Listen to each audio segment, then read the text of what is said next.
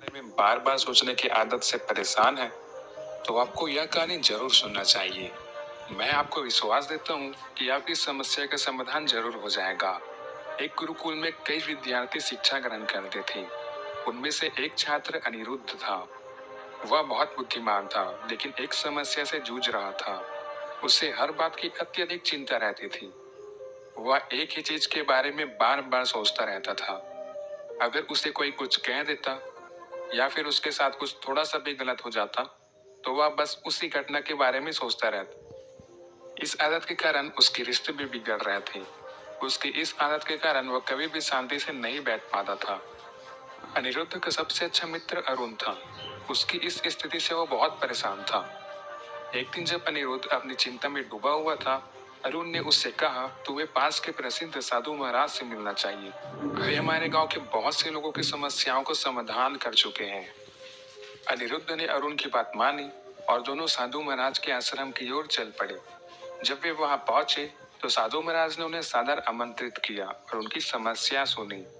साधु महाराज ने अनिरुद्ध को समझाते हुए कहा, तुम्हारी चिंता का समाधान एक छोटी सी कहानी में छुपा है। उन्होंने एक कहानी शुरू की।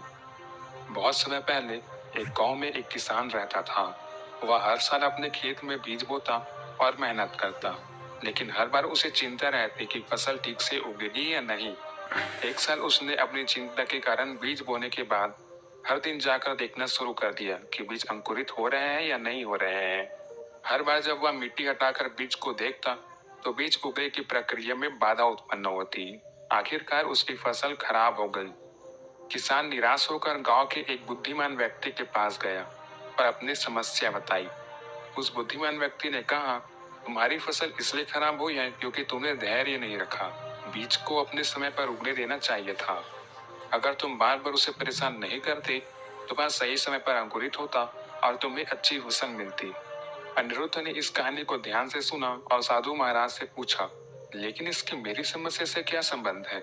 साधु महाराज मुस्कुराए और बोले, तुम्हारी सोच भी उस बीज की तरह है। अगर तुम हर समय चिंता करते रहोगे तो तुम्हारी मानसिक शांति और समझने की शक्ति भी बाधित हो जाएगी। हमें अपने विचारों को समय और स्थान देना चाहिए।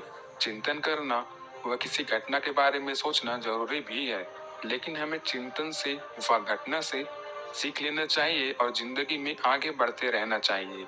उन पर बार बार सोचने से बचना चाहिए। अनिरुद्ध ने साधु महाराज की बात को समझ लिया और उसने यह निर्णय लिया कि वह अब से हर बात पर अत्यधिक चिंता नहीं करेगा, बल्कि वह चिंता से सीखने लायक चीजें सीखेगा, उसे अपने डायरी में नोट डाउन करेगा और जिंदगी में आगे बढ़ेगा। यह कहानी हमें सिखाती है कि हमारी समस्याओं का समाधान हमारी सोच में ही छिपा होता है। बस उसे सही दिशा में मोड़ने की जरूरत होती है। उम्मीद है कि यह कहानी आपको पसंद आएगी व आपको अत्यधिक सोचने की समस्या से निजात पाने में मदद करेगी। अंत तक बने रहने के लिए धन्यवाद। ऐसी वीडियोस के लिए चैनल को सब्सक्राइब जरूर करें, वीडियो को लाइक शेयर जरूर करें और अपने विचारों को कमेंट में जरूर बताएं। और हाँ,